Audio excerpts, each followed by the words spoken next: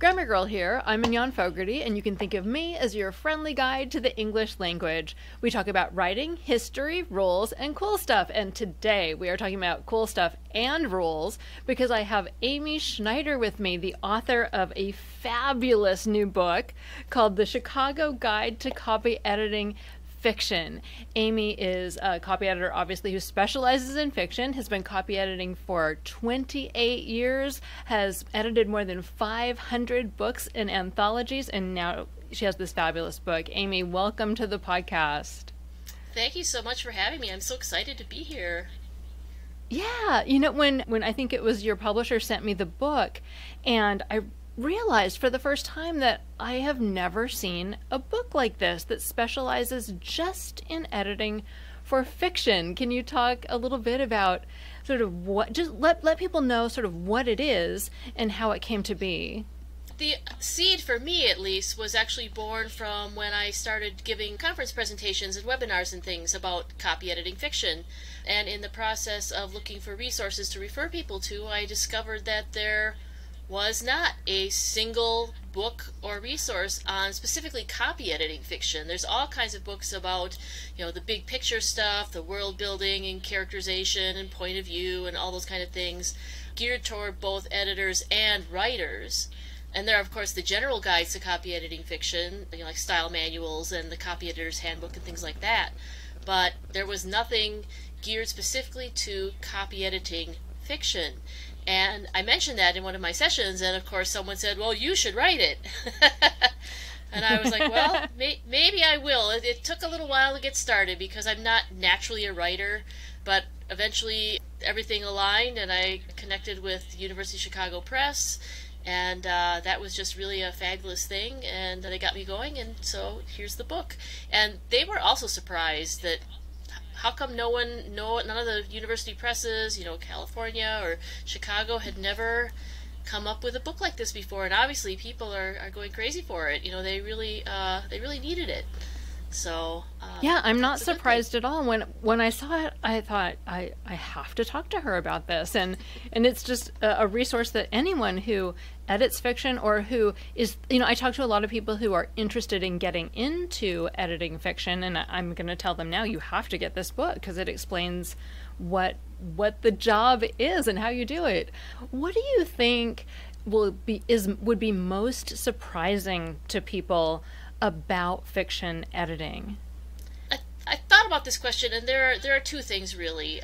One is that a lot of the rules kind of go out the window because it's not a matter of putting a certain style manual stamp on the manuscript and making it completely consistent with some sort of external rules, because each manuscript is really its own style guide and you have to follow that and work with that. So it's really hard, I think, especially for newer editors or people who have been working with nonfiction and really strict rules like working with journals and things, to realize the style manual is really just a guide, you know, and you really need to look at the author's individual voice, the character voices and things like that to make the book internally consistent rather than conforming to any particular set of rules. And the other one is, I think people aren't really aware of how much fiction fact-checking needs to be done, because anything that's mentioned in a novel, it could be something related to the real world, it could be a fictionalized version of the real world, it could be completely made up. There might be things that you can't look up anywhere else, and so you have to kind of create your own reference by making note of all those place names and people's names and, you know, organizations and cultures and, you know, societal creations and just fictional languages. You have to notate all of that stuff because there's no external reference. So that's a lot of the work that goes into fiction copy editing.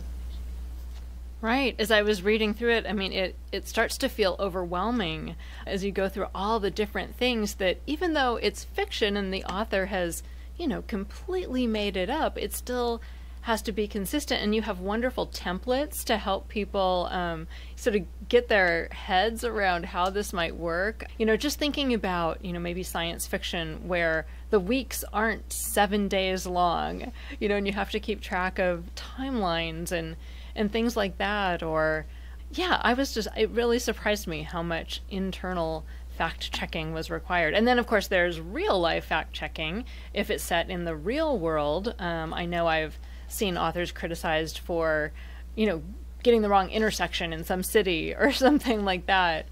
What are some of the really big problems or funny or surprising problems that you've uncovered in a manuscript in all your years of editing?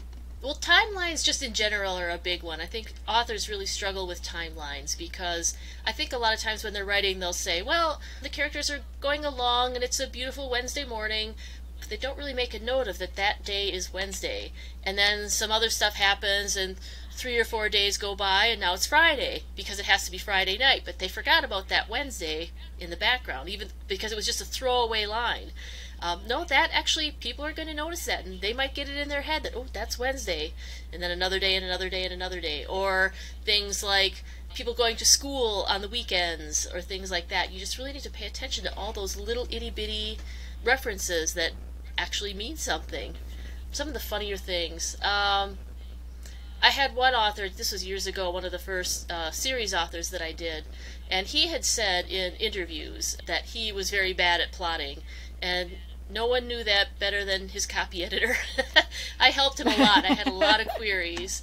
And my favorite catch from one of his books was that someone was looking out of a kitchen window at night. It was brightly lit in the kitchen, and it was dark outside, and they saw something outside that was very important for them to see. It was a big plot point. Now, if you think about it, when you're in a brightly lit room at night, and you look outside into the dark, you see yourself because the window acts as a mirror with that darkness behind it. So I told him, this doesn't work in the real world. You need to turn on a light outside, or you need to turn off the lights in the kitchen, or you need to open the window or something, because this physics does not work that way. And people who are picturing the scene will notice that, and it'll pull them out of the story. So that's one of them. That's an element of horror, actually. Sometimes you're in the house and there's someone right outside the window and you can't see them because of the lighting issues. Yeah. And then, there was what else?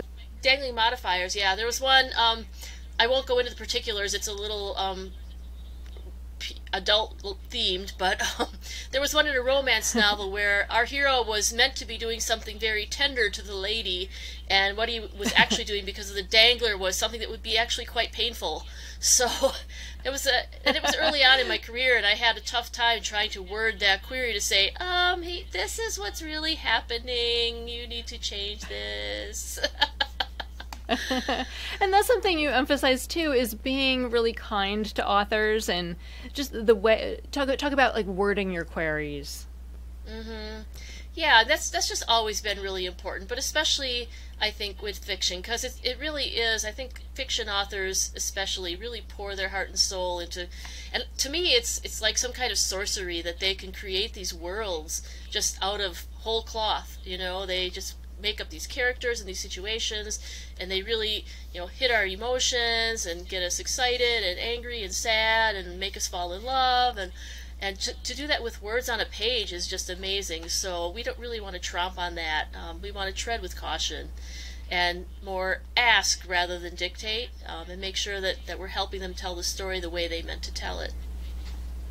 Yeah, and it's a very different skill set than copy editing. You think of writers in the big general category, or people who work with words, but creating stories is so different from the detail-oriented work of copy editing and keeping track of those timelines and character names. You talked in the book about, sometimes a character name will change halfway through the book. Maybe the author changed their mind or something like that. And then you had what I thought was a great suggestion as a reader. Occasionally, I've entered a book where some names were confusing. Maybe there was a Susan and a Sarah and a Savannah all in the same book. And you talked about maybe suggesting to writers that they change those.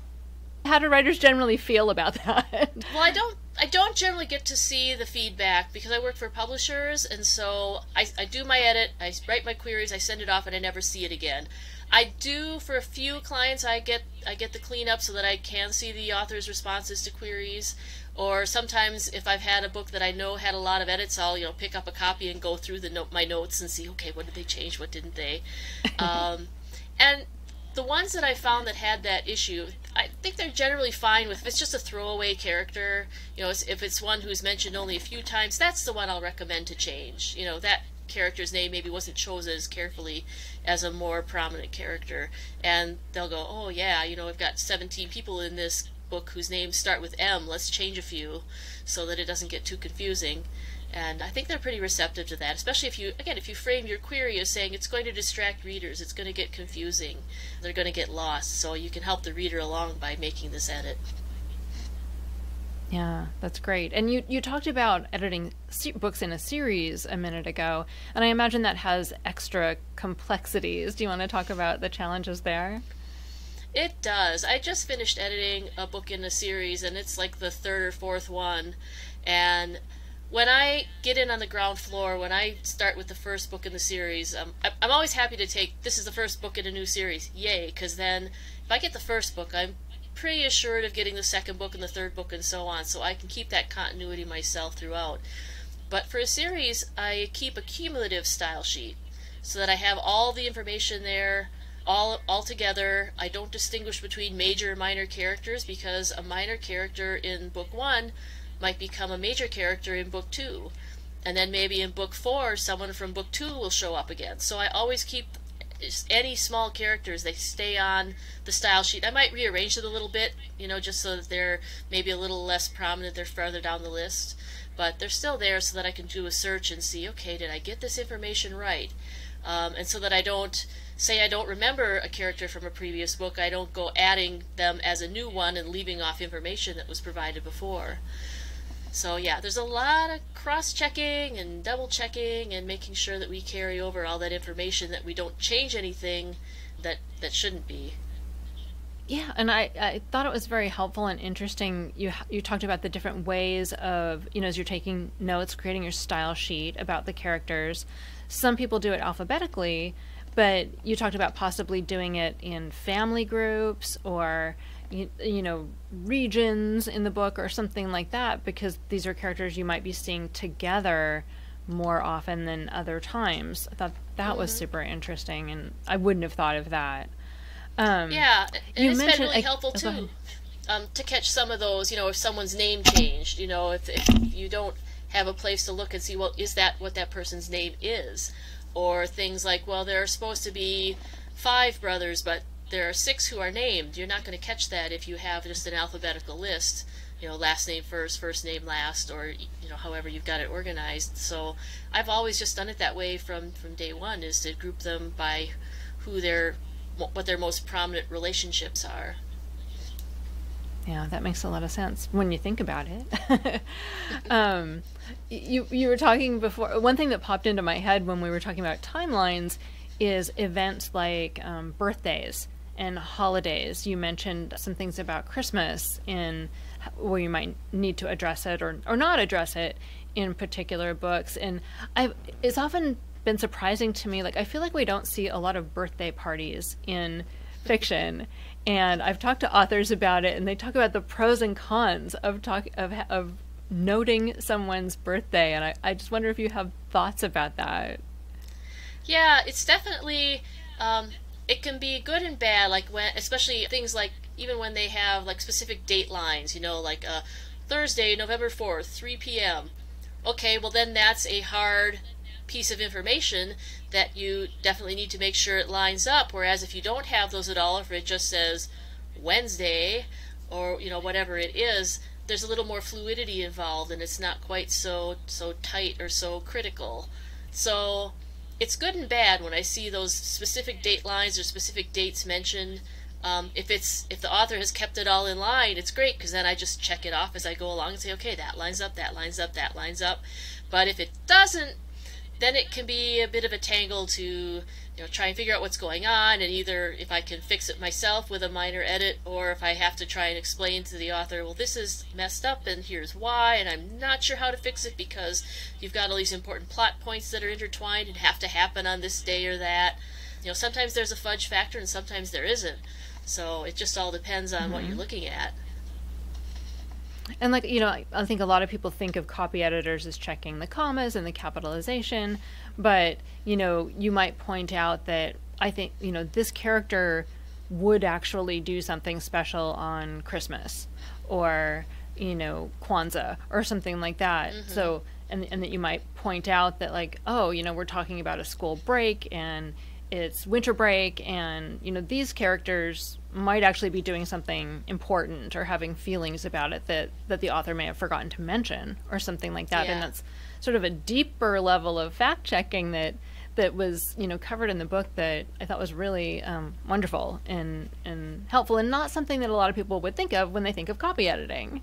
Yeah, I mean, and it depends on the genre too. Like when I mention those kinds of things, I'm mostly thinking about the homey, warm and fuzzy, like some women's fiction, or the cozy mysteries and things like that. Those are going to be more holiday oriented and personal holidays, birthdays and things like that. Not so much like a gritty thriller or an urban fantasy or something like that.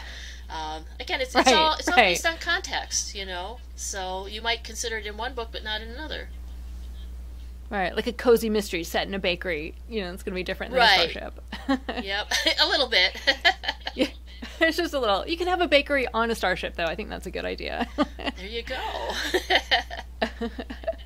And another thing, I've talked to a number of authors in the last couple years, and they've mentioned that they're thinking a lot more about audiobooks and how their books are going to sound when they're read aloud. Is that something that comes up for you in copy editing too, as you're thinking about how things are put together?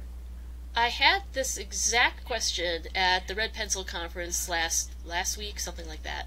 Someone asked about audiobooks, and I do edit for traditional publishers who most certainly put their books out on Kindle or audiobooks and things like that. But I've never really been asked to edit for that specifically. I do try to keep in mind, sound issues, like if there's, a lot of alliteration or unintentional seeming rhyme or echo or things like that. But yeah, the question was about dialogue tags, and the other thing is I don't listen to audiobooks, so I had to ask. I said, do the narrators do different types of voices for different characters? Do they actually say the he said, she said? I don't know if that's something that they maybe have permission to maybe edit that out a little bit sometimes, or if it's a separate edit that's done. That I do not know, but it's definitely something that I want to maybe start keeping in mind, and maybe ask some of my clients what do they do with that. That's a very good thing to bring up. Yeah, my understanding is that they're required to read every word, so they have to say all the he saids and she saids, and so that people are sometimes putting in fewer dialogue tags because they feel like it's maybe more distracting in the audiobooks, which are becoming such a big part of the industry. Yeah, I mean, and too many dialogue tags can be distracting even in print. And if you write your dialogue, in a certain way, you don't need as many of them. So that could definitely be a good thing for all, versions of books that come out. Maybe do away with a few more of those dialogue tags so that they're not quite so distracting. Yeah, I liked how you emphasized the difference between dialogue tags and action beats. Do you want to talk about that a little bit for the listeners?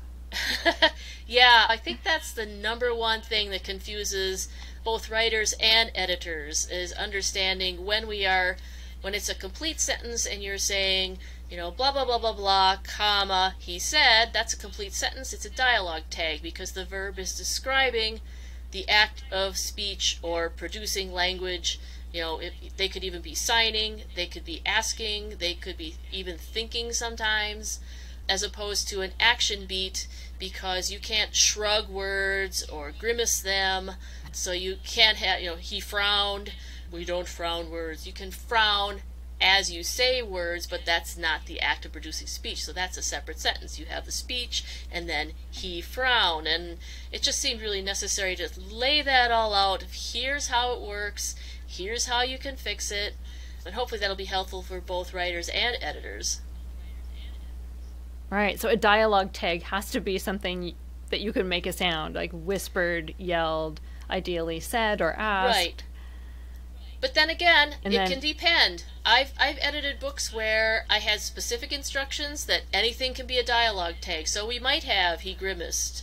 And then there are kind of the elliptical dialogue tags, things like he managed, where the to say is implied, or she tried. or agreed, things like that. They're not necessarily verbs of utterance, but it's an idiom. It's idiomatic that's what we say when we are describing how someone said something.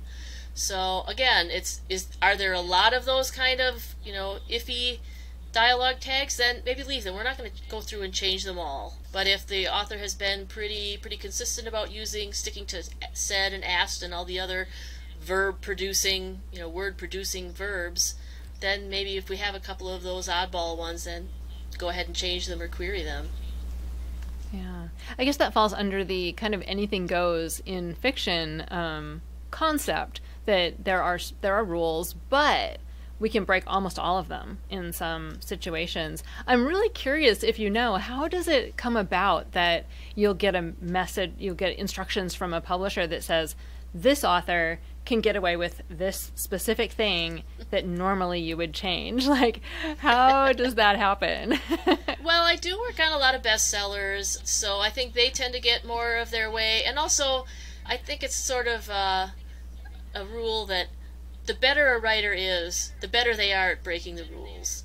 So I think they get a lot more leeway, too. If you really know what you're doing, you know when you can go astray, because you're doing it deliberately for effect and not just because you think it's some sort of an implied voice, or to be trying to be creative and it doesn't quite work. I find that the authors who have a better grasp of sentence structure and pacing and things like that, they tend to get more leeway. Yeah. Cool. I think another thing people would really enjoy hearing about is the semicolons, and when to use them, when not to use them. I know people have such strong feelings about whether they like or hate semicolons, and you had a section on that in your book that I thought was interesting too. I really don't semicolons is just one facet of a whole philosophy of editing and writing, where people get these rules that they think they have to apply across the board. Don't use the word that. Don't use the word very. Don't use passive voice. Don't use is, was, were verbs. Don't use semicolons. I think when we hear those kinds of rules, we need to stop and think, is that really the case, or is it just someone looking for a way to, something that they can rely on so they can say, well, this is good writing because I did this or that. And semicolons, I get it. I mean, I don't get hate against punctuation. It's just a dot on a page, we don't speak in, one rule people say is, well, we don't speak in semicolons, but we don't speak in parentheses or periods or commas either. They're just markers for the reader and to help us understand the structure of a sentence. And I don't think we want to pepper fiction with semicolons. It is a little bit more formal, and a lot of people don't know how to use them. So that's, but that goes right along with the rule in fiction that it's okay to have comma splices. It's okay to have fragments if that's what we need for pacing. I will occasionally put in a semicolon if I think it will help the reader make it through that sentence. And if a period's going to be too much of a break, then I'll use that semicolon. That said, just this afternoon, I started the first read on one of my series authors who says, do not add semicolons. She doesn't want them. So I'm not going to insert any, and I always do an extra pass for semicolons when I'm done to make sure there aren't any in there. Because that's what the author wants, so that's what the author gets. Excellent. And I know it's different in different genres, too. Like, literary fiction is much more likely to have semicolons than, a military YA or something like that. Yeah, YA is really different. Do you want to talk, what makes YA different? Well, I think it's going to have a more casual tone. It's going to have a lot more, slang and electronic communication type things. It's a lot more flexible, I think. I haven't done a lot of it, but whenever I've done it, it's always been a lot of fun and a nice break from some of the more serious adult stuff that I do. Yeah, I like YA too, and I always notice it's more first person too in YA. Oh, it yeah. Seems like. Yeah, you're right sometimes, about that. not always. But, yeah. Going back a little bit to the dialogue tags, another section you had that I thought was just especially good, and I've never seen it covered like this before, and it was just once you laid it out, it was so clear. Like, imagined thoughts. Describing, so we know when someone says something, you put it in quotation marks and, you know, he said, she said, whatever. But what about telepathy? What about thoughts that someone is just thinking? Or what about mouthed dialogue? Like if someone mouths help at you but doesn't actually say it, like how do you format that? What talk about your thinking about how that gets formatted. You know, there again, I mean, if given, and I think I put this in the book, so if I have no rules given to me or the author hasn't really been consistent, I will pretty much just do quotation marks for spoken or signed speech and italic for everything else, well, except for indirect thought. You know, I thought she looked a little angry. You know, obviously that's just going to be like narration. But yeah, direct thought, mouth dialogue, imagined, all that sort of stuff. I prefer to reserve the quotation marks for things that are actually spoken or said or signed. But that's just me. Now, some authors will say they want mouth dialogue in quotation marks. They might want telepathic dialogue in quotation marks. I try to encourage editors not to let the manuscript look too much like a ransom note by trying to choose an absolutely different method for each type of dialogue, because then it just gets kind of bonkers and kind of difficult to read. I do a series of books for a particular publisher that I'm fairly new working with them, and they have a lot of telepathic and like internal type dialogue that they use different kinds of brackets depending on what type of communication it is. And so they use word styles also, so I stick a word style on those, apply the brackets, and go on my merry way, because that's their style, that's what they want. So there's so much flexibility. I mean, I don't prescribe specifically anything across the board, but mostly I just want people to be aware of that these are different things that you're going to need to pay attention to and decide how they are treated already, or if there's nothing already applied, what are you going to do with them? Yeah, and that's why the specific style sheets for each project are so important, which I hadn't really realized as much before I read your book. The book is the Chicago Guide to Copy Editing Fiction. I think every fiction editor should get this. Every aspiring fiction editor should get this. It is such a useful, practical, thorough guide. I'm just so happy I was able to talk with you about it, Amy. Where can people, where's the best place for people to find you online? Well, there's my website, has all my social links on it, so that's just www.featherschneider.com. And I try to hang out on social media. Obviously, it's been a little bit, hectic lately. I haven't been on as much as I would like. I actually had to hire a virtual assistant to help me, keep up with everything, and she's been great. I love seeing you online, and thank you so much for being here today. All right. Well, thank you so much. I was so excited to talk to you.